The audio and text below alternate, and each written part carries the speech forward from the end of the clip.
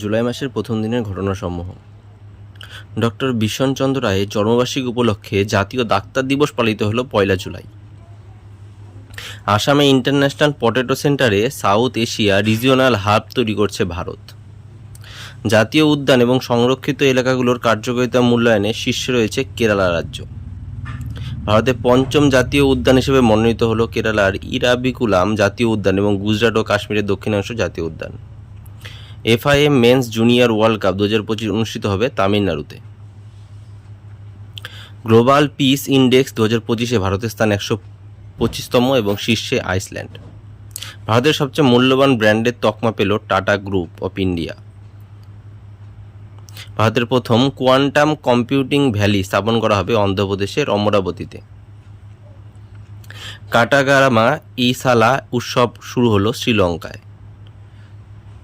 ভারতের প্রথম সামুদ্রিক non banking financial company Sagarmala finance corporation limited এর উদ্বোধন করলেন কেন্দ্রীয় বন্দর ও জাহাজ মন্ত্রী সর্বানন্দ সোনোয়াল।